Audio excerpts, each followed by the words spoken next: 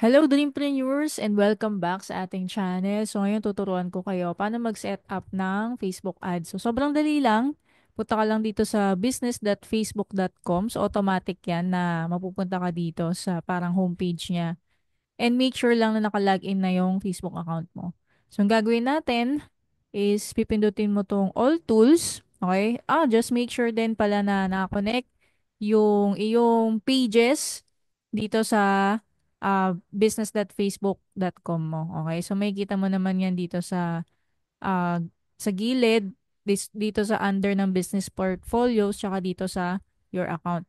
So, gagawin natin, kiklik mo nga yung all tools. And then, dito tayo sa Ads Manager under Advertise. So, ayan, nag-load na yung ating Ads Manager. And sabi ko nga is, ito yung campaigns, meron tayong ad set, tsaka ads. Okay, so ang gagawin natin is, kiklik mo lang tong create, itong green button. Tapos, kailangan mo lang mag-choose ng campaign objective. Okay, so meron tayong awareness, traffic, engagement, leads, app promotion, tsaka sales. So usually, ang gagawin natin is dito for purpose of demo natin, yung sales. And click mo lang tong continue. Ayan, so meron tayong nakikita dito na advantage shopping campaign tsaka manual sales campaign. Okay, so for this demo, magma-manual setup tayo. Manual sales campaign. Click mo lang yung continue. Okay, so mapupunta ka na dito sa ganitong page. So, ang gagawin natin, papangalanan mo lang to ng kung ano yung product mo plus kailan mo siya ginawa. Okay, March 21. Ayan. And then, ano din yung objective niya? Sales message. Okay? Next is leave blank mo lang yan. Leave blank mo lang yan. Okay, so usually yun lang naman dito sa first part. Ang gagawin natin, click mo lang yung next. Then dito na tayo sa ad set mo, wherein maglalagay tayo ng mga targeting, yung location, yung age, yung interest or behavior. I-name lang natin ulit siya, okay, ng kung anong product mo, anong date ngayon, and then kung ano yung lalagay mo na interest. So mamaya babalikan natin to kasi maghanap pa tayo dun sa baba. Okay?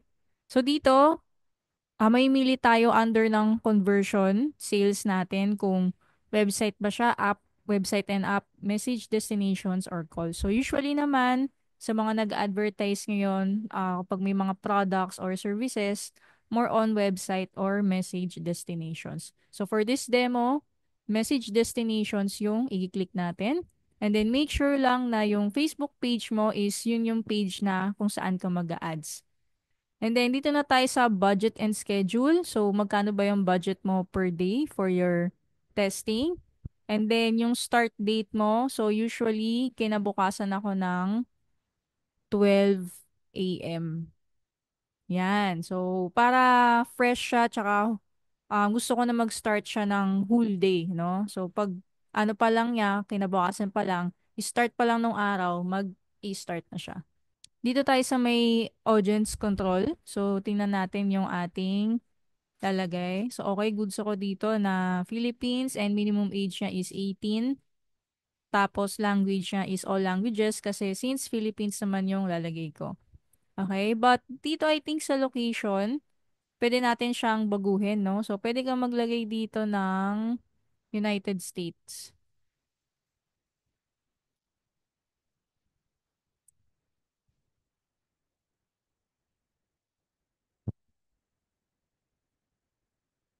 Yan. So, pag nalagay mo na yung United States, pwede mo nang i-delete tong Philippines. Kung gusto mong mag-target ng US or other countries. Just make sure lang na one ad set, one country. Hindi mo pwedeng paghaluin yung United States, Philippines, Japan sa iisang location lang kasi magugulo si Facebook, no? So, mahirapan siya. So, ang gagawin natin is gusto kong balik yung Philippines kasi gusto kong i-target yung mga nasa Pinas. And then next, punta tayo dito sa gusto ko yung switch to original audience options. Maglalagay na tayo ng ating interest or detailed targeting. Okay? So, dito sa age, kung ano yung nalagay mo dun sa dream avatar mo, no? Yan, yung inyong dream audience na makakita ng inyong ads. So for this purpose, gusto ko is 27 or gawin ko na lang mga 63. Ayan. So kasi pag 65 plus, kasama dyan yung mga 70, yan, mga 75, yan. So gusto ko mga hanggang 63 lang. And then, all genders, male and female. Okay, so kung gusto mo, pwedeng women lang, pwede naman. Gusto mo men, okay lang din, or pwedeng all. Okay, and then, since wellness product yung gusto kong lagay, so mag-aano muna ako dito, magta-type ng kung anong pwede. Ayan, so make sure lang na dito sa size, ang mapipili mo is yung may million na size. For example, ito, 207, 136, 41 million, 8 million, 3.2 million. Okay? So ngayon, ang gagawin ko is gusto ko tong health and wellness personal care. And then kung may kita mo na meron na siyang mga, kumbaga, suggestion no, na ilalagay na gusto mong idagdag. Okay? So pwede kang mag-add ng mga gusto mong idagdag, pero ako usually 1 to 3 interest lang yung nilalagay ko dito. Okay? And mas maganda kung pag personal care yung nakaparenthesis, lahat ng mga nandito sa susunod mong i-add, puro personal care. So kung physical fitness to, dapat yung mga ilalagay mo na kasama niya nasa fitness pa din. So tatanggalin mo dapat tong health and wellness. Okay? So ganyan siya. So for example, yan yung gusto kong interest. Ayan yung lumabas dun sa aking dream audience na ni-research ko. And then lalagay ko na siya dito sa ad set name ko sa taas. So nakalagay dito is physical fitness, physical exercise. Lalagay ko lang yung product ko, date to day, saang bansa, and then physical fitness. Yan. So, para meron akong reminder na physical fitness siya. Yung interest ko dito. So, magdi-next lang ako. So, hayaan ko lang tong placements. Kasi usually si Facebook nang bahala, no, na mamili kung saan mag-okay yung ads na igagawin mo. So, may kita mo pala dito sa gilid na since naglagay tayo ng interest, may kita mo na yung estimated audience size bumaba. Okay?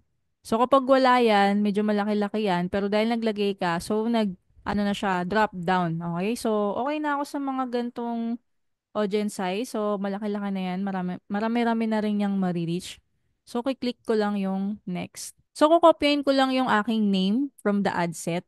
So, ang gagawin ko is Barley 321 Physical Fitness. And then, ilalagay ko na itong ad na to, itong creatives na i-upload ko kung image or video. So, ngayon, video yung lalagay ko. And then, dito na ako sa create ad. Yan. So, dito na ako sa loob mag-a-upload. So, mag-manual upload ako. Check ko tong multi-advertiser ads. And then, mag-a-upload ako ng video. Yan. Kasi video yung gusto kong i-ads. So, ayan, na-upload ko na yung video. And then, may kita natin dito sa text, no? Andito na yung pwede tayong maglagay nung parang description or caption niya. So, ang gagawin natin is, ipipaste ko lang yung ready ko ng primary text niya. And then, headline ko is, palitan ko lang ng Grab Barley Today. Yan, trusted by Mariel Padilla. And then, optional lang naman tong description, I think. And then, yung call to action, dahil nga message yung ating objective, i-click ko yung send message.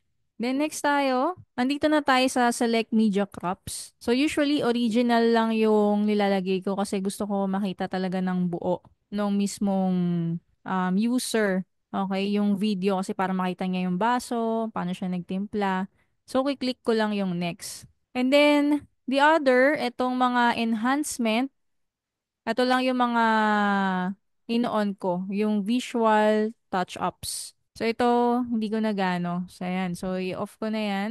And then, may kita mo dito sa preview kung ano yung itsura nung ads mo. Okay? So, ganyan siya. May kita mo dito sa gilid, 'di ba? So, pag Facebook, ito yon Facebook feed. So, pag Instagram, itong nasa isang side. Okay? Pagka stories, ito yung itsura. Okay? So, pag Instagram Explore, ito. So, sa Instagram Reels, so may kita din siya. So, parang mapupunta siya dun sa Facebook mo pag pinindot niya. And meron ding mga Facebook Reels. Okay? So, kasi nga, nag-select tayong all dun sa platform natin. And then, ang gagawin natin is, hayaan ko lang tong mga Advantage Plus Creative. So, wala tayong gagawin dyan. So, na-pisa natin kanina yung parang pinaka-primary caption niya. Kaya may kita nyo na dito sa preview na feel lighter, stronger, and more energized every day. Okay? Dito din, di na ako mag-select nung creative text generation. And then, yung call to action ko, send message. So, check everything. Okay? And then, kapag okay ka na, dito sa baba, sa message template, yan. So, pwede kang mag-use existing. Okay? So, nakalink kasi yung bot ko, yung chatbot ko dito sa page ko. So, mas maganda magamit mo siya. So, ang gusto kong welcome message sa kanya is yung ginawa kong kinreate kong welcome message. Okay, yan. So, pwede ka din naman mag-create new. Click mo lang tong create new. And then, click mo tong edit. So, dito sa umpisa, usually hindi ko naman na yan binabago. Pero ito yung binabago ko, yung question number 1, question number 2. Okay? So, since sa product ko is usually, ang tanong kagad nila magkano, 'di ba? So, magkano barley box? Ayan. So, kapag nag-message yung Facebook page ko dun sa user, parang may kita siyang mini button na magkano barley box powder. Okay? So, itong mga question number 2, hindi ko na yan ilalagay. So, para isa lang yung option niya. Okay? Ayan. And then, pwede mong i-save template yan. So, kung anong date mo din ginawa, tapos you can customize the name of the conversation. And then, click mo lang yung save.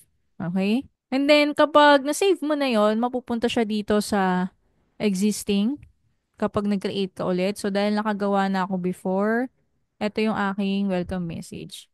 So, barley price list or magkano ang barley box. So, kapag nag-message sila, yan yung first reply nung Facebook page ko. And then, wala na tong mga tracking since message campaign naman. And then, click mo lang tong publish. So, pag in-click mo yung publish, magiging in-review siya. And then, wait mo lang siyang mag-active. Siguro check after mga few hours, like 5 hours.